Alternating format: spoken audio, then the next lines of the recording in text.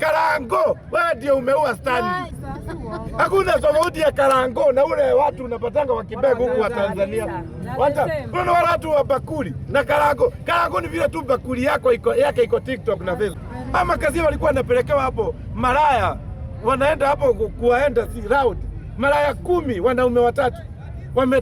Wametandika tu kama mattress chini. Moment of silence kwanza.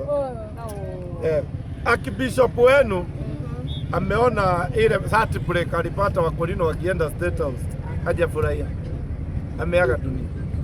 Anaitwa Archbishop Stanley Kishuru, ameaga dunia na ameaga dunia roho ikiwa ngumu, sababu hakuna vile makazia kama hawa Karango na ile saitani nyingine inaitwa Matina na Moses Kuria na ile Moses Kuria kazi nyingine. Sasa hebu nikwambie hiyo ujinga unafanya hapo TikTok, sasa unajifanya sasa ati you are the victim. Nani alikuwa amekwambia uende hiyo State House? Na ile kazi nyingine ya Hese one time ati wewe unaenda huko State House unaokota pesa ya huko, alafu unakimbia kivereke ati uende ukaulize ni pesa ngapi wanapewa. Shema niyo one time.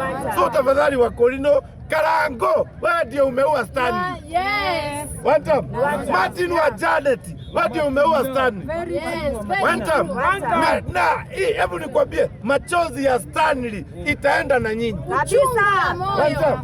Hakuna vile mtakuwa mna betray the real Wakorinos. Yeah? Unajua nini? Karango ni online bega.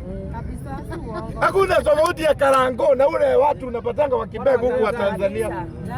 Kuna watu wa bakuli na Karango. Karango ni vile tu bakuli yake iko TikTok na Facebook. Hawa wengine hawana simu. One time. Na ule Matina mwingine akona tusichana tuwili wanadazi na watu hapo. Nasikia huyu tumetoa mimba hadi Kenya karibu ifungwe. One time.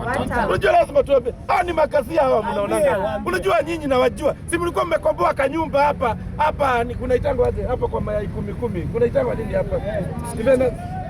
Hapo Jumapili hapo juu. Si mlikuwa mmekomboa nyumba hapo kasia nyinyi. Mlikuwa mnaletewa malaya kama 10, mkiwa wanaume 4. Na hapo mnataka niwataje nyinyi wote. Unajua mnajifanyanga wajaja sana. Hebu niwaelezee nyinyi makasia. We know you. Tunawajua better than you know yourself. Ama kasia walikuwa wanapelekewa hapo malaya. Wanaenda hapo kuwaenda si round. Malaya 10 wanaume 3. Wametandika tu kama mattress chini. Mnadhani nini hatujui? Alafu nyinyi ndio mnakibisha matako State House. Ndio unaona State House imekuwa ni kama brothel. One time. Yaani unapata haina hata ile heshima yenye ilikuwa pale State House. Watu wanaenda huko unapata hata CX wa Orebute ule alipata kisonono. Si alikuwa huko? Na anausanga mzigo huko Kiandutu. Alikuwa huko amefungwa bandage kwa kichwa. One time. Mko na ujinga mingi sana tafadhali.